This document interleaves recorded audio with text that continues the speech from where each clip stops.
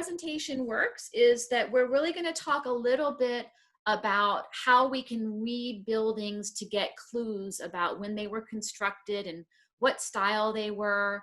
And we're going to then talk about the individual styles chronologically. And of course, there are probably way more styles than what we're going to see today. These are the common ones that we might find all of the time. And also keep in mind that buildings really evolve through time as well. So what may have started out as one particular style can certainly have had additive construction periods and other styles on top of them to get a mishmash of a very vernacular type of resource, which I think are just as interesting, because then you can learn what was going on with the owners through time when they had more money to add additions and take away things, and what was stylish at the time and how they wanted the community to perceive them. So that's how we're going to go through the presentation. So we will start with how to read a building looking at some large scale features. Because does focus on residential style architecture.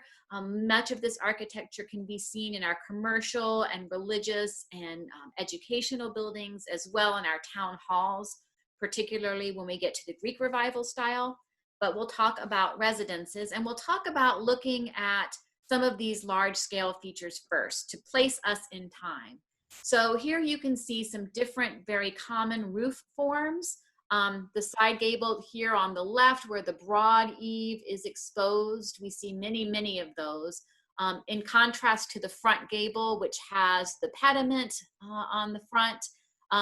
What I learned about these two different buildings, at least in other states I've worked in, is while this side gable was sort of the chosen orientation to the street early on, sometimes communities would tax a property owner by the scale of the building. So they would flip the building to its side to have the front gable exposed to pay less taxes. So that was an interesting thing I had learned. But we also see gambrel roofs, which you see here. You have a hipped roof, which is similar to a side gable, except it goes up. The salt box is an early form that goes all the way almost down to the base in the back. We don't see those very often. And flat roofs we may see a lot more on our commercial buildings in town areas. Another large scale feature we look at is how the facade or the front of the building is balanced, and that's called symmetry. And a lot of our early architecture, the Georgian and the Federal styles, are very symmetrical. When we look at this building on the left, we can count the number of bays as 1, 2, 3, 4, 5, 6. And you can see that this is a 2 unit, so you've got 3 and 3. So very symmetrical, very harmonious. And then we have a lot of buildings through time that may have more of an asymmetrical facade, where the door may not exactly be right on the center of the facade. It might be to the side. You might have an uneven number of windows to each side. And sometimes that may have been original to the construction, but sometimes it may also have been a change through time, especially if you see a larger plate glass window inserted. May mean that, you know, in the early 20th century, they installed larger windows when they had more access to larger panes of glass. So we have to look at those changes and determine whether or not they were original change during the historic period or of a modern change. There are a lot of small scale features that we look at too, which really help us define a style. We can look at doorways and see how the panels are, see how the hardware is to help us date buildings and determine style. We can look at the framing around the door, whether it's very fancy, where you've got this pediment that's arched over the door, or very simple. We can look at the Greek Revival homes and see the side lights along the windows. Often these doors that are double can be from the Italian period in the 1870s and 80s. Porches are other things that we see on many of our buildings, especially as they evolved into the late 19th and early 20th century. taking advantage of solar gain and wind and other ways to cool down buildings. We can look at windows, and Jim Garvin, who is our retired architectural historian with the state, has prepared quite a number of handouts that are really helpful, and those are still available on our website under our publications link. So if you're looking for some really detailed information about building components, I would encourage you to go to our website and look for those. So another way to read the building is through materials. We can look at siding on buildings, whether it be the clapboard siding, wood shingle siding. I was going to point out later, but I'll point out today, a lot of homes have been altered with vinyl siding or aluminum siding or asbestos siding through time. But when we get to some of our buildings that are of more recent construction from the late 60s and early 70s, some of that aluminum siding may have been original to the building. So we really have to look at when the building dates to and understand, again, those changes. Roofs, we see slate roofs up here quite a bit. Those are very long lasting as long as we maintain them. Or we may see the asphalt. Sometimes we still see the wood shingle roofs. We look at foundations. We can look at the granite. Some of them may be brick. So we're looking at all of these building materials, again, to help us date a building and provide a style for it. Other decorative elements certainly give us some clues. And when we talk about those, we're looking at porch brackets, which you can go very detailed in those. Some have more of a Queen Anne style or a stick style or a shingle style. We're looking at the corners of buildings also, especially of our public buildings, where we have this coining is what we call it, where the corners are really pulled out and very distinguished in a neoclassical style. Brackets are another important decorative detail that we see on certain time periods. And dormers can range from early on till the 20th century, really. So those are an enduring feature that we see throughout many styles of buildings. So we'll go back to the common architectural styles. We sometimes have tried to work with real estate folks. They like to kind of create their own names, like the New Englander and the Colonial, but those are not actual styles. The Colonial Period is what we're looking at. And within the Colonial Period, we do have some early examples, Georgian and Federal. We are lucky in New Hampshire, especially along the eastern coast, to have some very, very early buildings that even predate this Georgian period. But those are concentrated on the east coast. So here's an example of a Georgian house from 1700 to 1780. It's pretty widespread period. And you can see, again, it has a very symmetrical facade. This one has a hipped roof. It's got the coining on the building that we saw on other examples.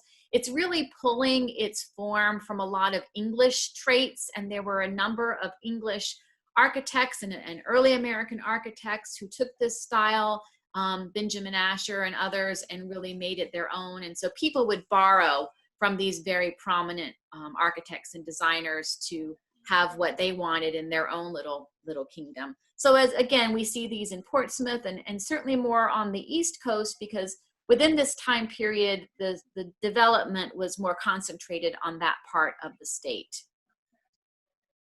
The Federal style evolved from Georgian. It's a little simpler.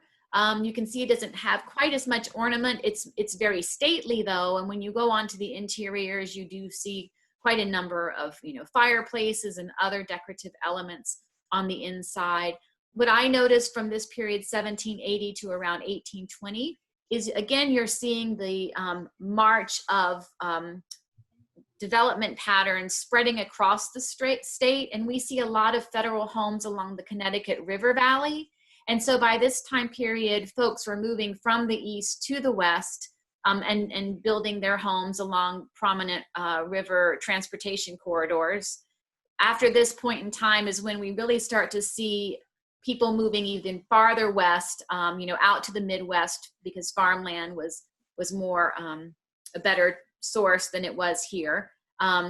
But this is interesting. Again, I like to look at these styles to understand how areas change through time and developed rather than just particularly the style itself.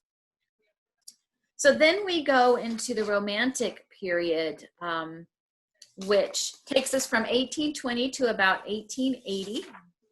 And again, this architecture was influenced by what early colonials thought were, again, kind of taken to a more Romantic period. It's evocative of the Greek democracy. And so we see a lot of Greek Revival style homes in New Hampshire and Vermont and New England in general.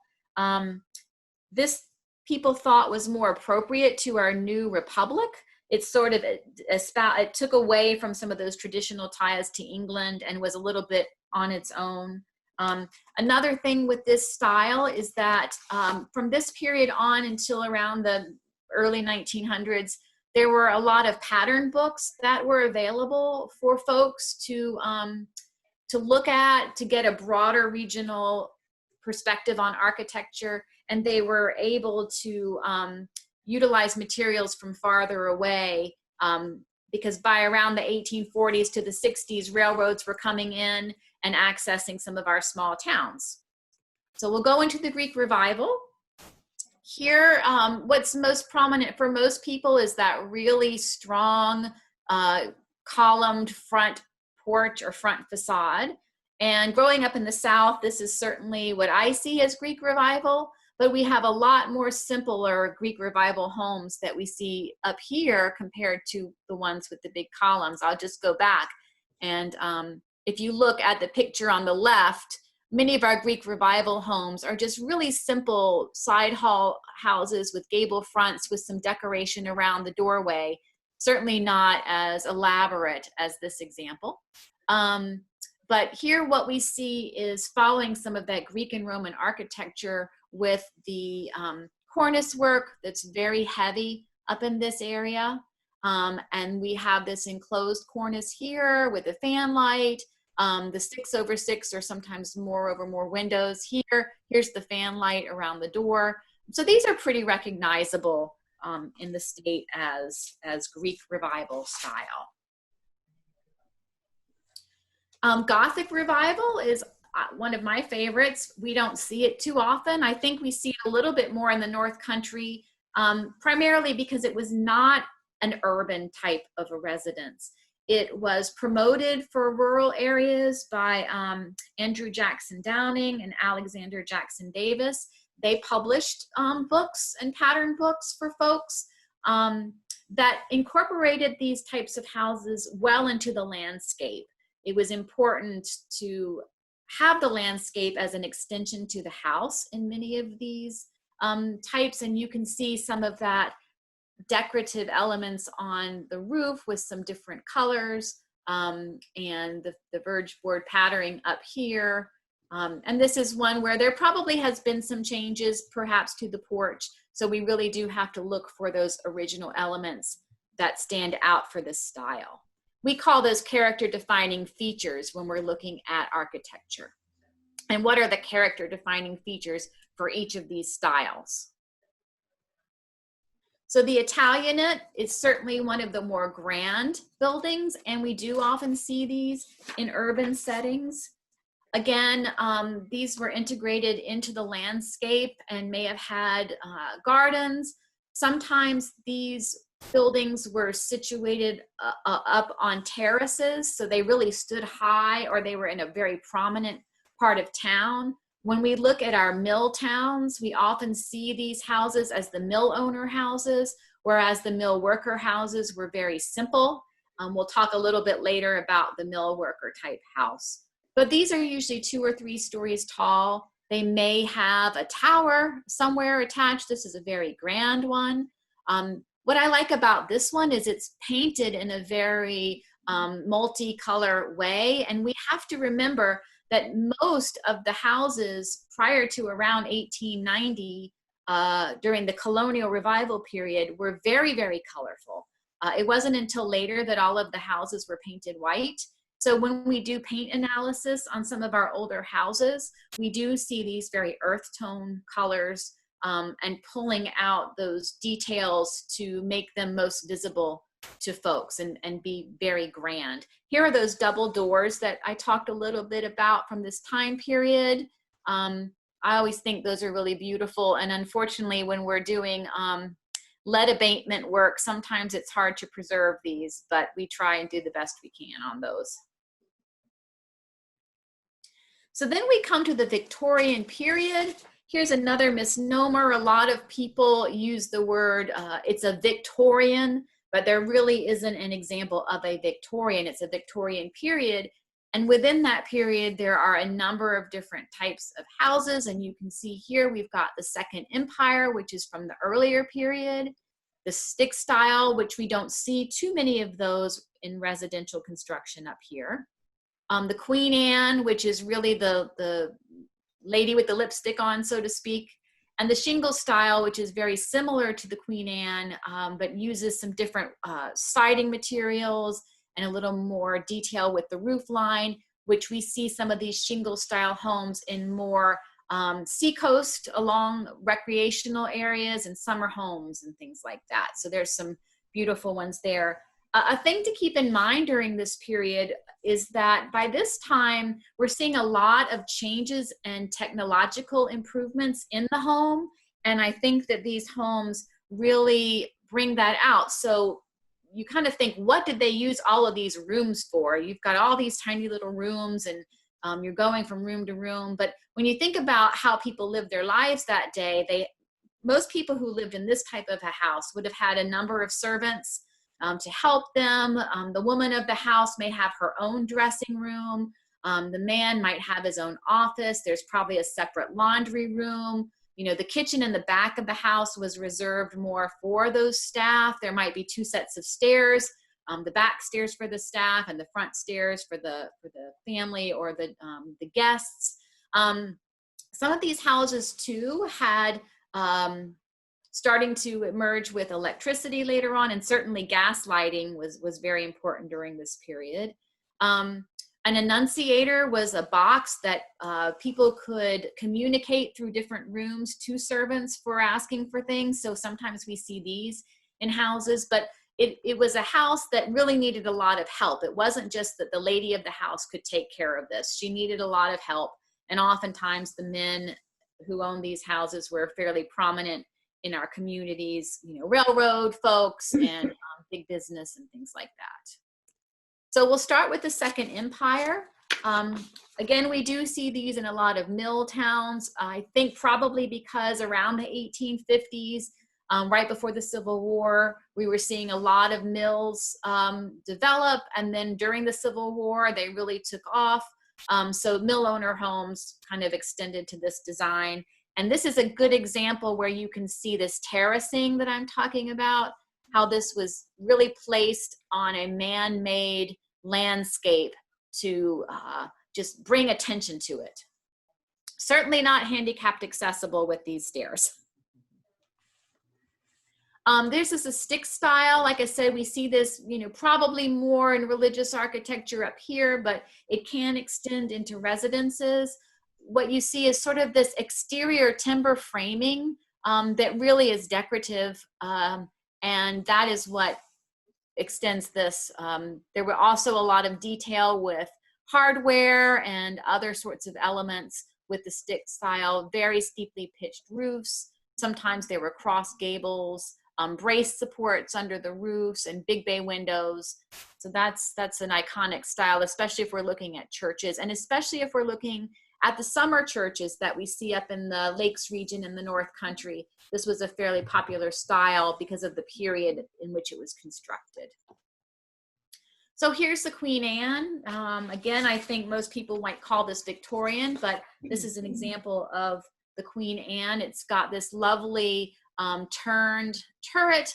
Oftentimes, you know, the wood itself was bent, and we just had to do some work at the Women's Club of Concord with our turret. You're going to see that house next. And you really need to have craftsmen today who know what they're doing to be able to repair and maintain these sorts of houses. It's got the large porch, again, to start recognizing that airflow through the building. By this point in time, they were starting to see some change in hygiene and trying to make things healthy for folks. But still were heavily involved with this very decorative detail on the interior and exterior.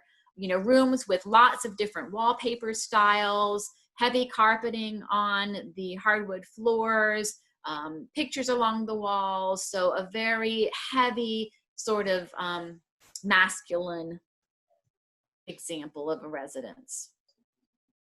And here's a shingle style. This is the Women's Club of Concord. I volunteer there. It's very similar to the Queen Anne. But what if you see here, the whole second floor is all shingles and the first floor is the clapboard. It's got it's got some decorative detailing here with some crossing, a fancy roof line, that sort of thing, the decorative chimneys. So they're very similar in style, but when you start to look at them, you can start to see a difference, especially if you're looking at some of the shingle style estates in the Lakes region and or the seacoast areas. So then we're going to move into a more eclectic period. Here we're looking at the 1880s through the 1940s.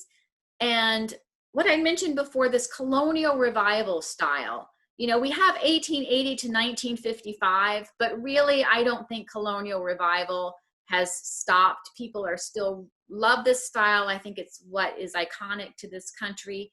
And it was during this period, after around 1893, when the Columbian Exposition came about in Chicago, and it was the Great White City, and everything was painted white around this time. So what we see of our little iconic villages with the white houses and the black shutters, most of those homes from earlier than the 1890s probably were painted in a whole variety of colors. But it was during this period that we see this change to become more New Englandy.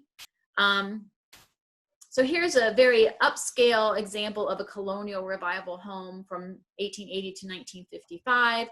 Oftentimes there are dormers, a very symmetrical facade. You can see here some of the larger window areas to be covered to let light in. This one has an example of a nice garden space.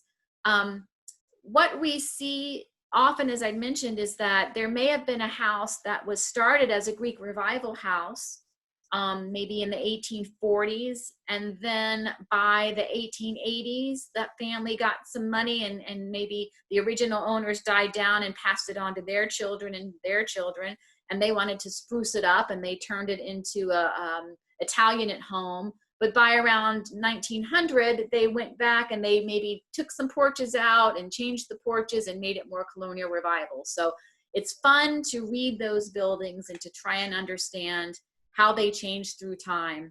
I find those very challenging and worthwhile when we can figure out what happened to them. Dutch Colonial Revival is another example during this period.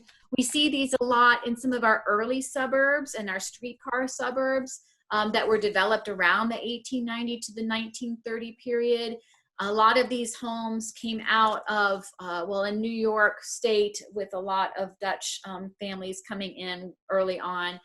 This style came about, and we see this. And again, this style and the next one, a couple down, which is the Craftsman style, these were starting to get smaller in scale because by this time the servants were really not, there was some depression in the 1890s, and so families were not able to have as large homes and as many servants, and it really started to pare down. And so these homes were starting to be geared to the housewife, and there were a lot of built-ins when you go into these. Some beautiful built-ins in dining rooms and kitchens and bedrooms that are more helpful to keep things organized. During this period is a Tudor Revival. We don't see this very often, maybe on the outskirts of some of our bigger towns and cities like Nashua and Manchester. It usually has very massive chimneys, which are dominated in the front, some cross gables, some different slopings of roof line, and often this timber framing that's exposed as a decoration. You'll see that, but it's not necessary always there. So here's the Bungalow Craftsman. This is one of my favorite house types just because of the scale. You know, these small houses around 1,000 square feet or less really started to become popular at this time and extended well up into probably the 1970s. They were more manageable. As I mentioned, they had a lot of windows for fresh air. Hygiene became something that was really important, probably after the 1918 flu, which is interesting to start thinking about now, how maybe there's going to be a change in house design based on where we're going through right now. That just kind of popped into my head.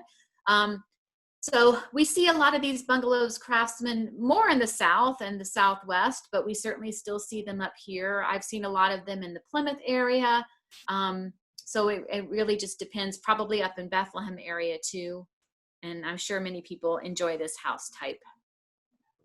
So we're going to transition to the more modern period, and we're calling this our mid-century modern period, which we've defined from 1945 to 1975. I think a lot of folks from my generation and earlier would always joke about once we start having to look at ranch houses, they're going to retire because those just are not historic. But they actually are, and it's something that we're really looking at more so at the Division of Historical Resources. We're being more cognizant of. The Department of Transportation and Federal Highway Administration have prepared some great historic contexts about these types of houses. And we've been able to take that to the state level. So we do have some information on this house type at our office, and it may be linked online, I'm not sure. But we're just starting to learn about these, and we're just starting to respect these house types again for what they are and why they're out there. So we see the ranch. This is just a nice little small example of a ranch that's always the one-story, low-lying roof, sort of comes out of that Frank Lloyd Wright example of very low-lying buildings. Usually there's going to be a garage or a carport or a little building that's separate as a garage, because by this point in time, the automobile was really critical to people's lives. These ranch houses were often constructed outside in the suburbs as larger complex developments, or they were infill in some of our rural areas. Again, by this time, farming was really had been on the decline for some time. And so a lot of farming folks might sell off their land, either individual lots or larger acreage for large neighborhoods. I like the ranch house. I lived in one for a few years and was really surprised at how convenient it was, having everything on the same level. You know, you can also have big rec rooms in the basement, sliding doors out to the backyard. So when you have a dog, it's great. So we'll see. These seem to be pretty long lasting, and people are still interested in buying these. And I think as our seniors grow older too, this is an easy house to age in. So the split entry or raised ranch is another example from this period. It's really taking the ranch style and just expanding a little bit.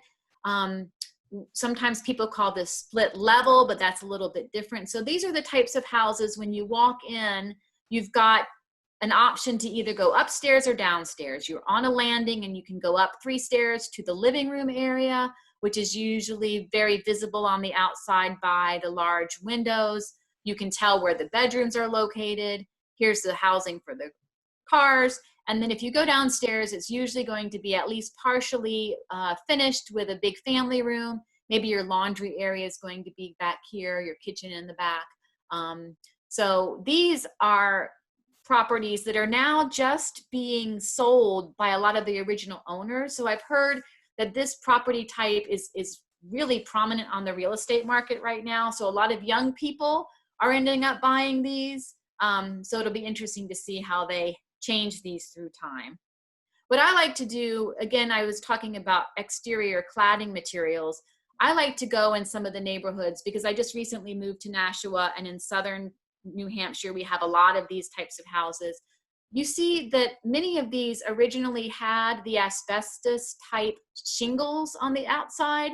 In earth tone colors, you might have a mustard color and a gray color. And when you walk through some of the neighborhoods that don't have new siding, I find it really interesting, that design aesthetic. But once people start changing the siding, it just becomes a little more mundane, and people don't think of it as historic. But if you start to look outside and see some of these with their original design intent, you're like, oh, okay, I see where they were going with that. So here's a split level, and how this is different is that it was really meant to separate the living activities in very separate planes. So again, you've got your garage and you've got your, either this could be bedrooms or a larger rec area. But when you walk in, you would walk up into the living room, and then you'd usually walk up a few stairs into the space as well. So we see these sometimes, but really more the ranch and the split entry more often.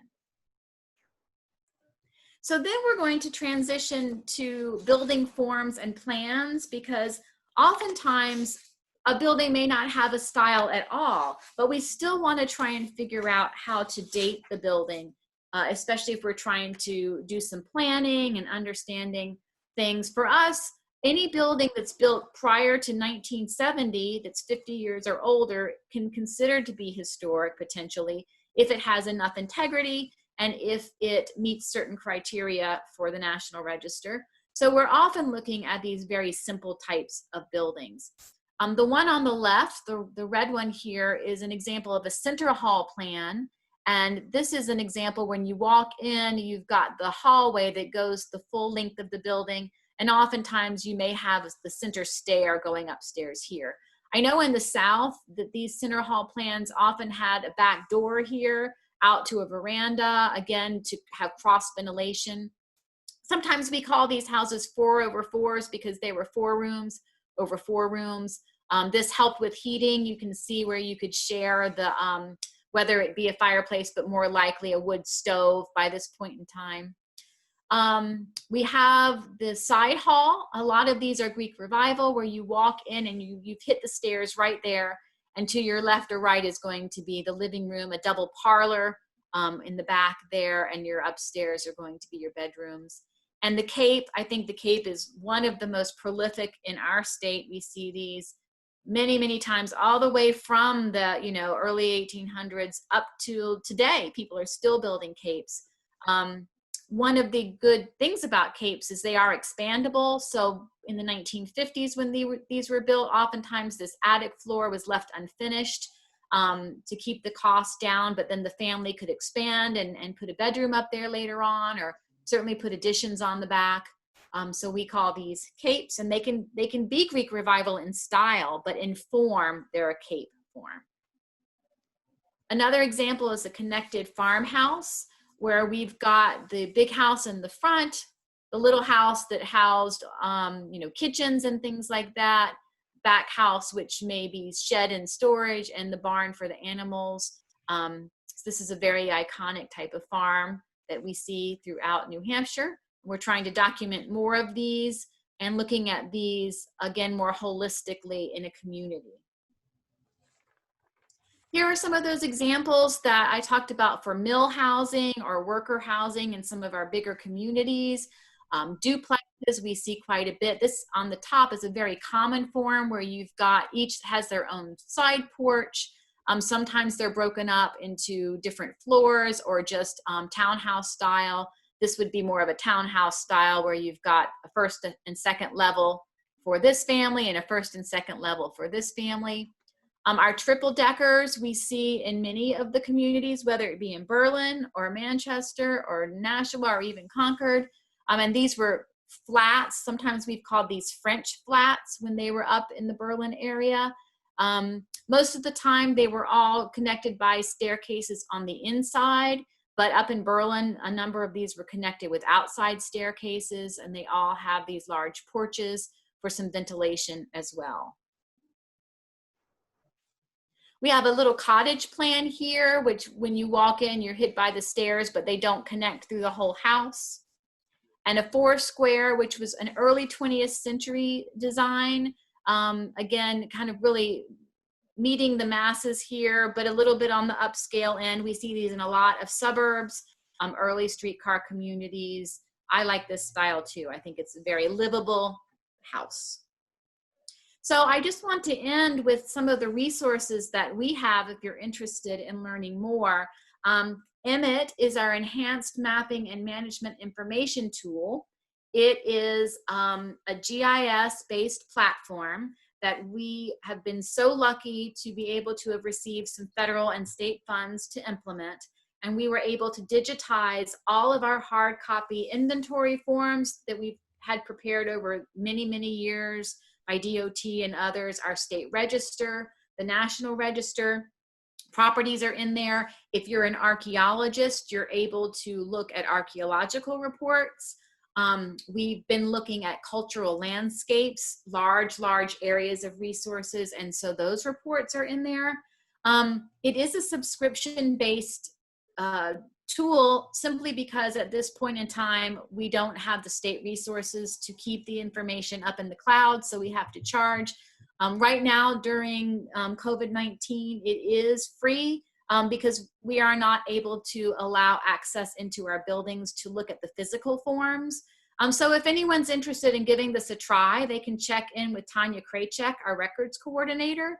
After it, there'll be a fee, but we're hoping that people will try it and be interested, especially folks who may be part of a larger town heritage commission or historic district commission. It's a great planning tool. There are certainly some national guides, a field guide to American houses with Virginia McAllister. She just passed away recently. This is every historic preservationist's handbook, and they updated it not long ago to bring it up to more of a modern period. Jim Garvin's book and books that he's done have been really helpful, and Bryant Toll's. So there's lots of good information. And of course, the DHR and Preservation Alliance are interested in providing any information we have. I wanted to pass it over to Beverly because she can explain a little more about some of the resources that the Preservation Alliance has for communities and some of the other virtual presentations you guys are going to be doing in the near future.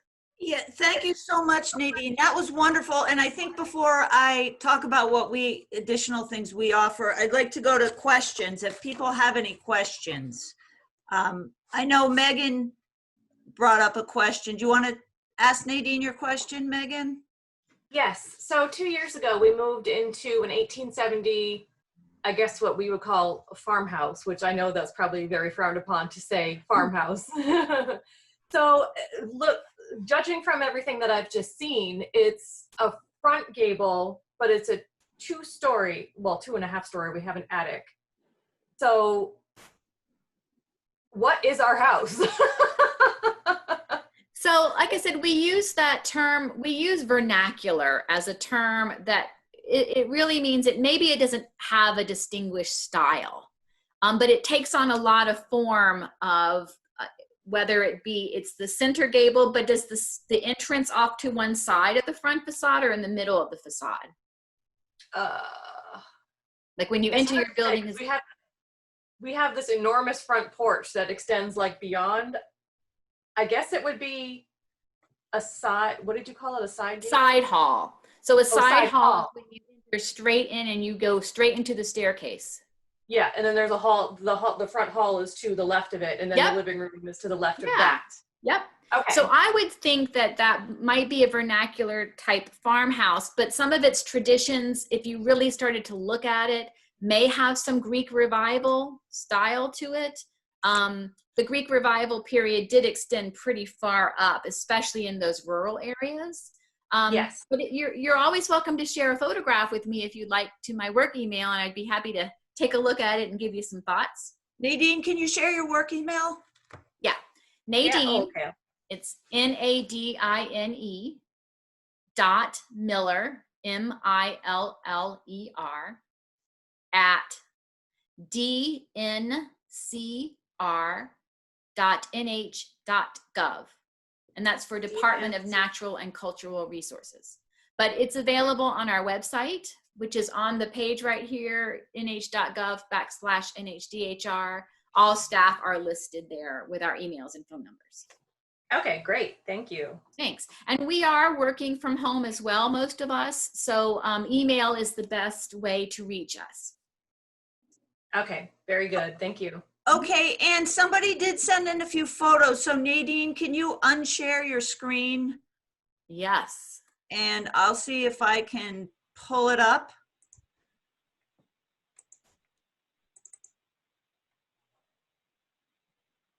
Okay.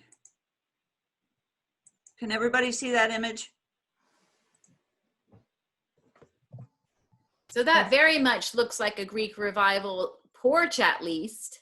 Yep. It'd be interesting to really do some research to know when the house was built, to see if it started out as something else and then was given a facelift. Well, I have a couple other, Melissa, are you on? I guess not. She sent them in, but hold on. I do have, this is interesting, Nadine. Yes, see, absolutely. That is very interesting. So that back portion certainly was likely older, and then they put the front portion on. Again, maybe there was a death in the family and it got transferred down to a son, or perhaps they sold the property to a new family and they had money at the time and they were prosperous in their agriculture. So that I love to read this because it's really easy to see how that evolved. And this is in North Haverhill, across from the fairgrounds, way up there. Great. And one more image, which is fascinating. Look at the size of these floorboards. Whoa. Wow. So this You don't is see that today. front part of the house because you can see the column out the window. Okay. Yeah. So those were fun to see. Thank you, Melissa, for sending them in. And they have a great barn too in the back here. Is that her house? That is. Okay, because I have been in that house with the previous owner. It was an old tavern, wasn't it, Maggie? I believe so, yeah. At one point. Yep. She Makes didn't give me any background on dates or anything, so I'm not sure. But this nice fan light as well. Beautiful. Yeah. Okay. That's it for photos. Nobody sent me any others. Are there No, any other? I'd like to see a picture of Megan's house so we can. Can you pull one up, Megan? I'm not sure how to share it. I'm so tech stupid. Well, How do I share it? you have to open it in your computer. Put exit full screen from Zoom. How do I do that? Top right. Oh, wait, I see it. Yeah. Okay. And then Exit full screen. Okay. pull up your image. In my photos? Yep. Okay, hold on. Photos. Let me see if I can find.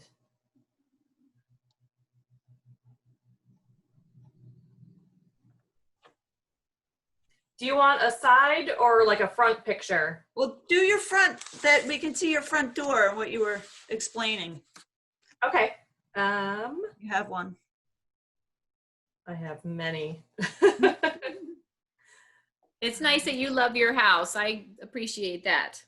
Oh, I love it. Well, I love all old houses, really. So, and Mhm. old buildings. I think it's also interesting to know where it is and, you know, is it in a downtown? Is it rural? Is it- I'm in Epsom on Route 4. Ah, okay. I'm right on Route 4. So that's But the house- interesting because that was one of our early transportation turnpike routes. And so you can, when you're driving along there, if you look, you can see some very early examples, but then you can see, you know, more through time filling in the landscape there. So that's a great hint. Also, the DHR years ago, before my time, did a survey along Route 4, probably in that area. So your Really? house may already be with an inventory form or at least some information in our office. So if you're interested in that, like I said, you can check in with Tanya Kraychek, and you can look spatially at our GIS mapping and hone in right where you're at and see whether you're part of a district or have been looked at individually. It might give you more information about your house. Yeah, that would be awesome. Because would it include anything like an original floor plan or anything like that? Probably not, but it might have a genealogy and history of who owned the house, or maybe some historic maps to show changes through time, that sort of thing. Okay, great. Okay, so I have a picture of the front of the house. How do I share it? Okay, hold on. Let me get out of what I'm doing here. There we go. Okay, so at the bottom of your Zoom screen, there should be a share feature. Yep, share screen. Yep. So click on that and hopefully your image will show up. Yep. There we go. And share. There it is. See what I mean? My front porch goes all the way over to the other side. So I'm kind of like, but then we have an attached barn at the back, and the house goes way to the back.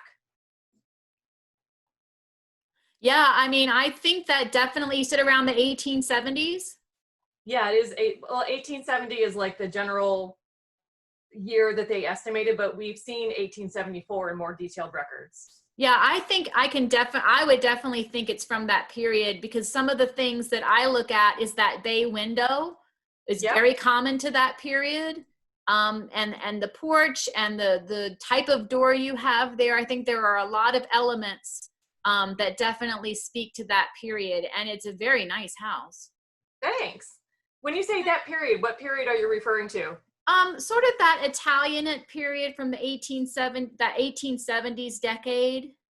Yeah, that's what I kind of assumed as well. That's what I would call it. I would call it just a very pared down and simplified vernacular Italianate. Okay, yeah, that's kind of what I identified too. And if I can show you a picture of the side of the house too, it looks completely different. Are those 2/2 windows or original or older? They're 2/2, but they're replacement windows. Ah, okay. So 2/2 is the common type of window you would see at this time. Correct. Okay, so let me see if I can find Okay, let me stop share, and then I'll see if I can find another photo. You're getting good at this, Megan. I know. I'm not the most tech savvy person. All right, let me find. I have a gorgeous winter picture of it somewhere. Where did I put it?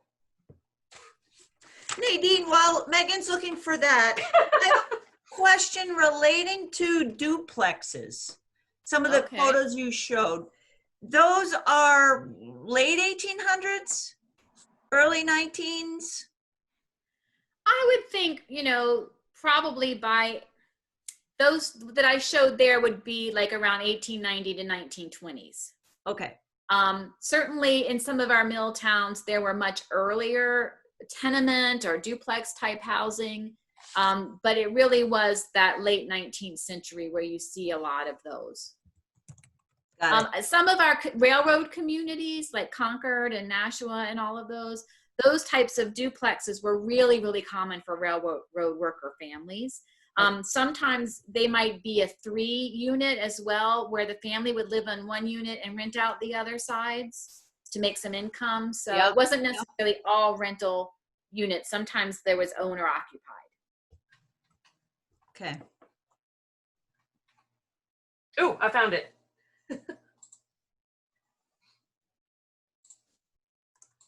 Okay, hold on. Let me share my screen again. Share.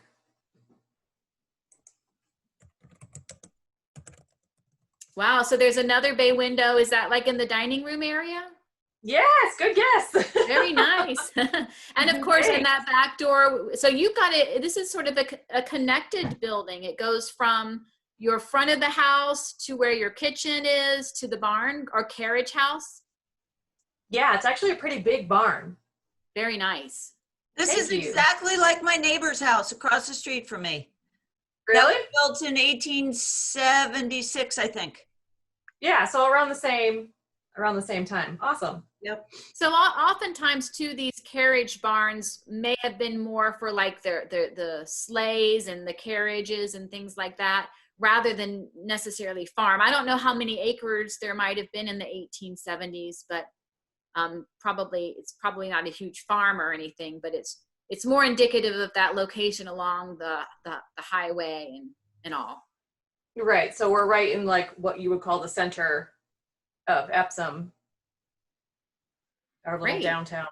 Yeah. Nice. Great. Okay, I think we have one more image that Nicole is going to share, but it was Bridget's house.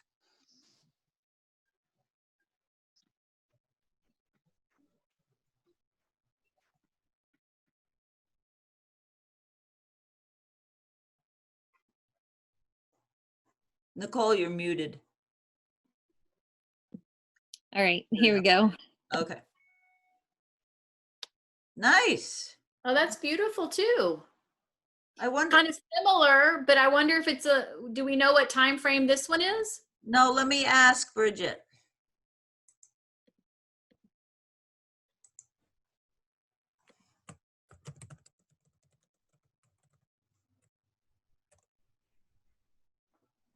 $1880, she Okay. says. That's great, because I was going to say my first gut reaction was that it's probably a little younger than the 1870s one. See that porch with the wraparound there is almost starting to try and go into that sort of Queen Anne type Sorry. look. Oh, to we it. lost it. Yeah. There we go. Okay. She gave me a few photos. So there's the one. And that's Right. okay. Sorry, I have a baby. And that looks like it had originally 2/1 maybe windows. So the downstairs windows are original. Upstairs are replacements besides the bathroom. And then there was a fire, so the third floor has a combination of restored windows, and I'm not quite sure. And the first floor has a nice leaded glass, kind of higher window. Did I Yes, see so this was built as an addition to the house next to us. It was built, so we were told around 1880, but based on knowing who built the house, that information, knowing that the man built it when he married, and he wouldn't have married in 1880 because that was when he was born. We guessed Oh. 1912, but all the documents don't say 1912. Mm-hmm. What That town? would be an interesting one to research on historic maps to see. We have some maps from like 1890s in the state, and I'd wonder if it shows up on that map. That would give you some indication as earlier You know or what I later. should send? I have a picture, if I can find it, of the house when it was still attached. Bridget, what town is this in? Amherst? Amherst. Okay. Are you in the are you near the historic district there? I'm about 5 minutes from them. So Amherst is one of our certified local government communities, and they've done some more research on some of their properties in the district and just around the edges. And so I would encourage you as well to look at our Emmett if you can and see, because there's been a lot of survey in Amherst with some great information. Because I've tried to like look up information and I haven't been able to find anything. Mm-hmm. I Well, have an I old would- photo if I can just get it. I would even check in. Maybe the heritage commissions, especially active ones, are there to help community members with information like this. So it might be fun just to reach out to them and to see, or if the historical society has any information. Yeah, they don't really seem to have much. The closest I've gotten is the family who built the house.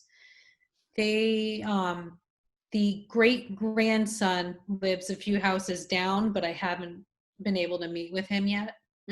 Well, this is a great segue into a future program we're having in July called How to Research the Evolution of Your Historic House with preservation consultant May Williams and Andrew Cushing, who was our old prior field service rep. So that's one on July 9th you might want to tune into because wealth of information about all the maps Nadine's talking about and how to research your house. Can I show the picture from when it was attached? Maybe Yeah. that'll, because I really don't understand this picture too well. Here, And I'll I just see want to if- say too, it's nice to see so many familiar faces and new ones. It really is. And thank you so much, everybody, for joining. Couple other things. We do have an old house page on our website, nhpreservation.org. I would encourage you to visit that. There's a wealth of information on there. And then just sort of look over our whole website because there's barn information. If you're on a Heritage Commission, Historic District, all that kind of stuff. Wonderful information on there. My email address is bt@nhpreservation. If you have any questions, feel free to email me. I also wanted to say I'll be sending, ooh, that's a beautiful photo. So my house is only the part on the left. Right. Wow. And what happened to Yeah. the house on the right? Did it get torn down, or are you saying? No, it's actually still on the next property. And there's another one across the street that all was built by the same family. Wow. But when you That look is at it, I still can't, I feel like it's like I struggle putting the pieces together. So these When are did that still happen? attached? No, our house was separated in, we think 1950, 1955. Oh, okay. Interesting. Yeah, and we noticed we were given a photo and then our foundation is concrete block. So we knew that that obviously is not original. The Well, other if you're house. yeah, that's interesting. I wonder if We they don't changed have the a- foundation. They got rid of the walk-up attic and the other stairs are at the other house and they have a door in the other house that goes nowhere up on the attic. Wow. Wow. That's great. Thank you for sharing. That's a beautiful image. And Thanks. I'll definitely check out July 9th. Yeah, July 9th. I'd encourage you to join that session. And we also have a listing of all our other upcoming sessions on the website calendar. So feel free to check that out. Again, thank you so much, everybody, for joining. And yay, Did Nadine. everybody's questions get answered before we close it out? Oh, wait, I have 2 more chats here. Yes. Yep. Wendy? I had a question. Yes. So, and it's not, okay. So I just don't want to get closed out because Nate talked about how it's sort of evolving, how important some of the more recent architecture really is. And I'm the chair of the Historic District and Heritage Commission in my town, and I'm updating our cultural resource list. I've had this question for a long time, so maybe you can answer it for me. To what date should I be doing that to? Because I have houses where like traditionally the people that were chairs before me said the cutoff is 1940. And I'm feeling like that's not really working because some of those buildings are really, I can't explain, but some of the cottage style and the bungalows and things like that you were describing, and then the capes and the changing styles. Sure. So the Park Service, the National Park Service uses a 50-year cutoff. So we're, like I said, we're at 1970. I do notice working with a lot of communities, they kind of just choose their own cutoff date, but we really encourage to use the National Park Service 50-year as a baseline. That's just an accepted preservation practice. And again, if you want to email me some of your follow-up questions, maybe I can send you some links to some of these reports I mentioned about housing from that period, or we have some other contexts on mid-century development in our state that might be really helpful for you. Yeah, was that the additional information that you had mentioned? Because I was writing notes and you had said something about the books and Yes. Facebook and so on. So that, Yeah, I would I'd be be happy to interested in provide that. some links to you for that. And Okay, some of thank those you. books Nadine mentioned are on the New Hampshire Preservation Alliance's website to purchase. Okay. I will also be sending a follow-up email to the Zoom session with a very short survey to help us plan upcoming programs. And I may include some of this additional information to answer. Yeah, we can work together, Beverly, to Okay. come up with a good list. That would be great. Okay, any other questions? No. All right, well, thank you all so much for joining. I think this was success, Beverly. We got to do it again. Thank you very much, Nadine. Yes. Take care, everybody. Stay well. Bye-bye. Bye-bye. Bye.